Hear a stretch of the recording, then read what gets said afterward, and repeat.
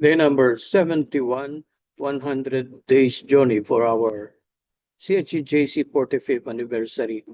Our text for today from the King James Bible, Psalm 95, lines 1 to 7.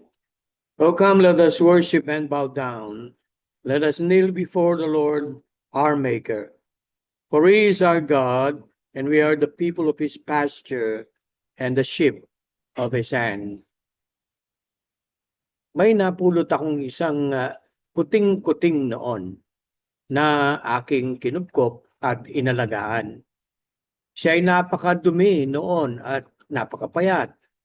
Pinaliguan ko siya at pinakain, at nang tumagal ang panahon, siya ay naging malusog at ang angking puti ay lalo pang tumingkad. Kadalasan natin siyang kinakalong at habang siya ay parang natutulog, may ugong akong naririnig na parang sinasabi niya na siya ay napakapanatag. Naranasan na po ba ninyo na magkaroon ng ganyang alaga at kapag inyong kinakalong ay nagpapadama ng buong pagtitiwala sa inyo?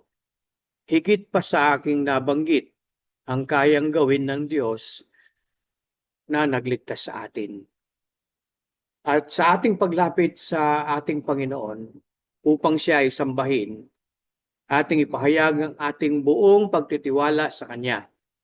Sa kaalaman ng ilan, kapag sinasabing sumasamba sa Diyos, sila ang nagbibigay sa Kanya.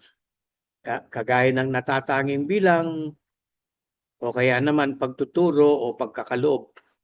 Wala pong mali sa mga ito. Kaya lang, nais kong dalhin sa inyo ang katotohanan. Kapag tayo ay tunay na sumasamba sa Panginoon, siya ang nagkakaloob sa atin. Kung mayroon kang mabigat na problema at para bang hindi mo ito makayanan, ihandog mo ang papuri at pagsambang awit sa Panginoon. At hindi mo namamalayan, iyong mararamdaman ang kaginhawaan at kapanatagan na tanging ang Diyos lamang ang makakapagkaloob. Higit pa rito, iyon na lamang makikita na magkakaroon ng solusyon ang iyong bigatin. Ang sabi ng talata, for he is our God, and we are the people of his pasture and the sheep of his hand.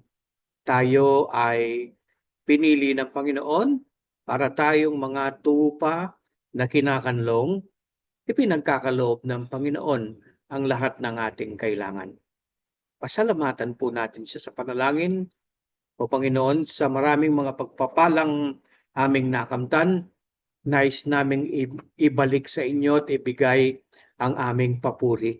Pagkalooban kami ng kababaan at nang sa ganon, kami makapaglingkod ng may katapatan. Salamat sa iyong pagkalinga. Sa pangalan ni Jesus. Amen.